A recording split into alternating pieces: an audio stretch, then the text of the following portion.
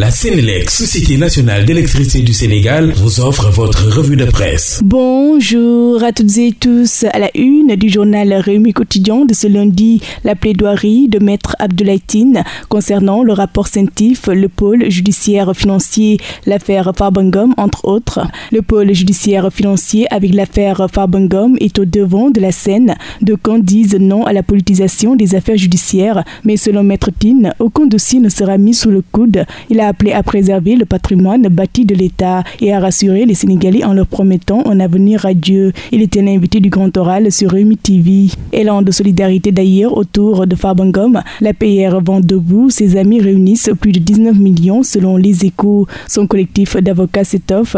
Une grande marche pour la résistance prévue jeudi prochain. Dans Sud Quotidien, bilan des 4 mois d'activité du pôle judiciaire financier. La seconde mort de la CREI. Pendant ce temps, première édition, quand Jubel Jubanti. Diomaye Faye s'attaque à l'administration, nous dit Enquête. Malgré le séminaire, les manquements se multiplient au sommet de l'administration publique. Le président engage la réforme systémique qu'il a promise aux Sénégalais. Pour Seydina Oumar Touré, DG ASP. La rupture, c'est aussi rappeler les principes à ceux qui sont tentés de les oublier. Plan Diomaye pour la Casamance, le temps des investissements selon Le Soleil, doté d'une enveloppe de plus de 53 milliards de francs CFA, dont 30,9 milliards de francs CFA pour l'année 2025.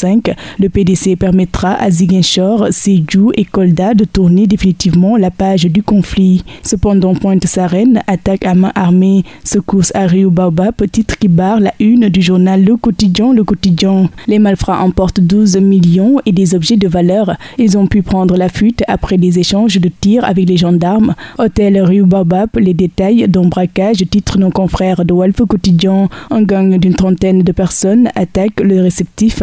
Échange de tirs entre gendarmes et assaillants. Vol à main armée donc, braquage et fusillade à l'hôtel Rio Baobab selon Vox Populi. Scène digne d'un film d'Hollywood. Dans la nuit du samedi au dimanche, une vingtaine de bandits armés maîtrisent le personnel et la sécurité et emportent 12 millions et un bus. Bloqués à la sortie, ils abandonnent le véhicule et engagent la fusillade avec les gendarmes. L'Observateur s'intéresse à Air Sénégal, hold-up en plein ciel. Son partenaire Carlyle encaisse 58 milliards de francs CFA de loyer, confisque les documents d'immatriculation et réclame une lettre d'intention d'achat de 20 milliards de francs CFA. En sport, dans le journal Rewmi Sport, Everton, Iliman Ndiaye savoure son retour au sommet. Record contrat du sélectionneur des A, Pape Bouna Thiaw, bientôt régularisé. Revenons avec Rewmi Sport, face-to-face, grosse bagarre entre Ama Baldé et Franc. Et c'est ce qui m'informe à ce tour des journaux. Très bonne lecture à toutes et tous. La Sénélec, Société nationale d'électricité du Sénégal, vous a offert votre revue de presse.